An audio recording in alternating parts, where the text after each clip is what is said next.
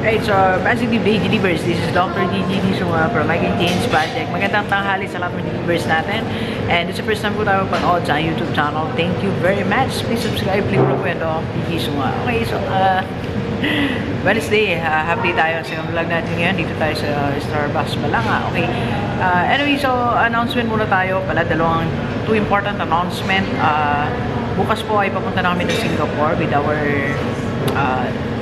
management team namin school with our president, thank you ma'am for the treat. Okay.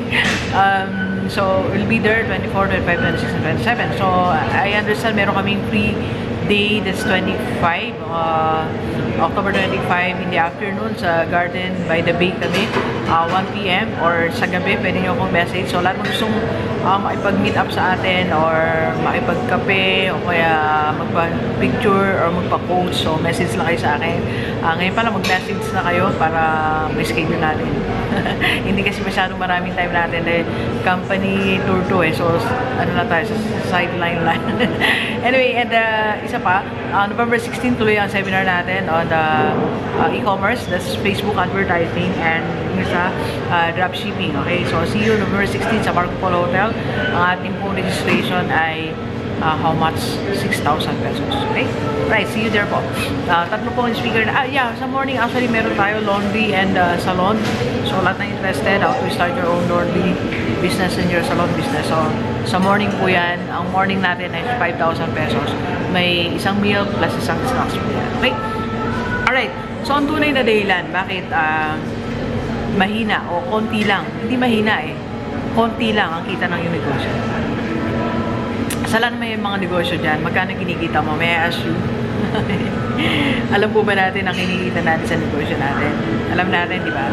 So, yan ba ay malaki, konti, di ba? So, konti lang eh. 3,000 naman, 5,000 naman. Alam mo kung anong dahilan? Bakit konti lang kinikita ng negosyo mo? It's because of this one phenomenon. Okay? Ito yung tinatawag na, ito narinig ko kanina, dinidiscuss ng isa namin office mate, si Ma'am Doreen, no? Ma'am Doreen, chairperson namin ng Science and Research Department. Ang ganda nung concept kasi, narinig ko siya eh, sinasabi niya, nag-check kasi siya ng FS book namin, FS books, tapos sabi niya, she approached me, sabi niya, Doc, alam mo ba, ito pala yung isang dapat nating matutunan at ituro sa mga estudyante natin. The Pygmalion effect. Okay? Ito yung, this is a phenomenon wherein the higher your expectations, the higher the performance of your students. Okay? At meron po siyang katapat. Yung Golem effect na tinatawag. Low expectations will lead to decrease in performance. Okay? So, ganito. Actually, hindi lang sa negosyo. Sabi niya nga, Dok, hindi lang naman to sa negosyo eh. Kahit sa buhay natin. Pag mataas ang expectations mo sa isang bagay, sabihin natin, sige, pag-usapan natin for the sake of discussion, let's focus on business. Okay? So, isa sa pag mataas ang expectations mo sa business mo, mataas ang performance ng negosyo. So, yung opposite naman nun, pag konti lang expectations mo, konti lang din ang performance ng business mo. So, ganun nangyayari.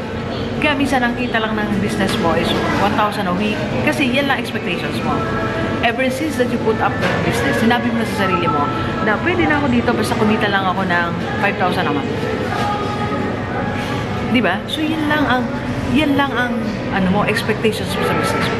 Kaya yan lang din ang nangyayari. Naalala ko nung nagsimula kami ng overrun. Dalawa kasi ang options namin sa overrun business namin when we started. Yung isa, alam niyo, Doc, ba't pa na-overrun ang example mo? Kasi overrun, isa sa pinaka-matagumpay ng negosyo talaga yan. So, overrun tagumpay, okay? So, isa sa mga options namin din is maglagay ng stall, bumili. Tapos maghintay ng bibili. Okay? Or maghanap ng reseller. So, sabi ko, ayoko nung first option, yung maghihintay ako ng bibili everyday na yung by chance. I don't like business na by chance lang ang kita. Okay? So, by chance, ibig sabihin, kung may dadaan, okay. Pag may dumaan, di ka pa sure, di ba? Mamimili pa yan, tatawad pa yan, at bibili yan. So, napakapalad mo na sa lugar na kinatatayuan ng negosyo namin. Kung may dadaan doon, bibili ng 3 piraso. Magkano kita namin sa 3 piraso? That's 100 or 80? 3 times 8, 240. Imagine, a day, kikita lang 240. Hindi ko naman solo yun, di ba? May babayaran pa kami. Plus may expenses pa kami. Sosyo pa kami ng kapatid ko. So magkano titira sa akin? 40 pesos a day. I don't want that income. So sabi ko, ayoko na ganyan negosyo. So tinaasan ko yung expectations ko. Okay? Gawin natin yung plan B. Hanap tayo na reseller. So nag-expect ako na kung makasampu kami reseller a week, kung maka 500 ka na lang pesos dun sa week na yun, 500 times 10, sa 5,000 a month. Which is just the minimum. So, tinaas ko expectations ko. Kaya tumaas ang performance ng overall business namin. Had I had that low expectations, doon ako pupunta sa column effect. Okay? Yung konti yung expectations mo. Kaya konti ang performance ng business. Diba? So, ang tanong ko sa iyo ngayon, ano expectations mo sa business mo?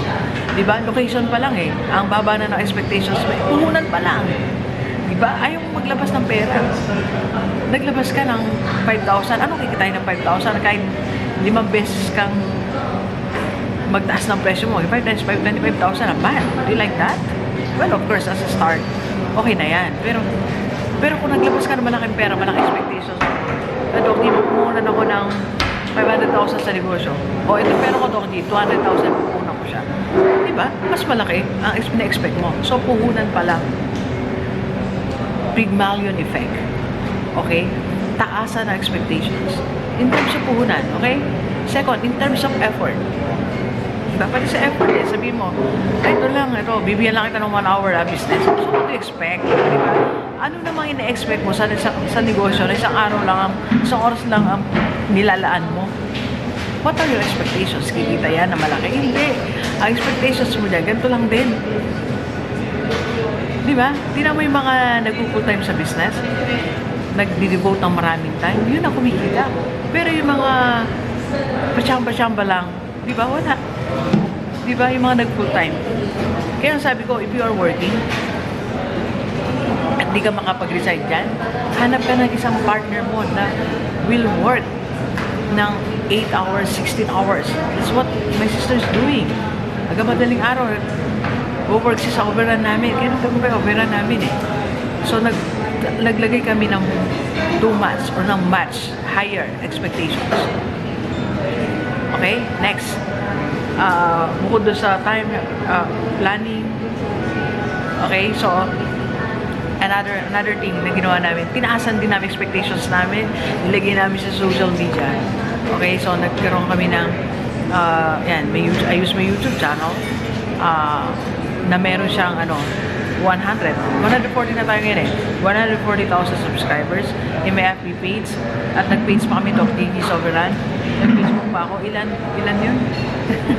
But ang business innovation pa, ang daming platform. Ang taas sa expectations ko sa business na. Diba? Ang tanong ko sa'yo, nasaan ang negosyo mo ngayon? Gaano kalaki ang social media na pine-penetrate mo? Ni page nga, baka hindi ka pa makagawa ng page. Paano magtataas ang ang awareness, maging isang awareness at ang sales mo? Wala kang audience. Di ba? Kaya nga dami nagpapa-advertise sa atin sa YouTube channel natin. Kasi meron tayo 140,000. Sabi mo, 10% na lang ang maikinig sa'yo.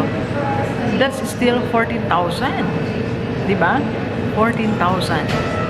Sa 10% na 140,000. Yan ang, they will listen. They might be buying your products. Diba? So, kaya nga marami, sabi ko nga, nabanggit ko, marami nagpapa-advertise talaga sa atin ng negosyo. Okay? So, mataas ang expectations. Kaya mataas, okay, ang performance ng negosyo. Okay? Taas ang expectations mo, isipin mo na hindi lang 10 tao bibili sa'yo. Taas ang expectations mo, isipin mo, what if 100 ang bumili sa akin? Okay? Kaya mo, di ba? Kasi pag tinaas mo expectations ng tao na bibili sa'yo, yung clients mo, possible clients, mag-a-adjust ka. You're making it big. Pag ang expectations mo, 5 lang a day, alam kang gagawin. Hindi mo pa expand ng lugar, hindi ka bibili ng maraming products, hindi ka magpuprovide ng mas malawak na services. Di ba? Kasi yun ang expectations mo. And that's one of the reasons bakit nire-restructure ko yung Gigi's Negosyo Hub. So soon, ilalabas natin pangalan.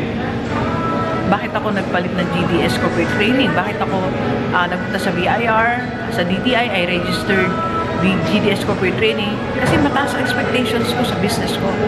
Gusto ko makuha kong clients, big companies. Di ba sabi ko nga ako sa vlog mo, because I'm an ambitious entrepreneur. Mataas ang expectations ko sa mga ginagawa ko. Ever since. Eh sabi ng mga team ko, sigurado ka ba? Yes, I'm very sure of that. Gusto ko siya mag-expand. Gusto ko lumawak. Ayoko nang eto lang siya. Hindi. Gusto ko nga itong, well, saka na lang natin kasi nagagalit din sa team ko, nag-announce agad ako, hindi ko pa naman hindi pa na nagagawa, di ba? So, soon, we will be launching something sa Manila. Gusto ko sa Manila ako siya i-launch. Kasi mataas expectations ko sa business. Di ba?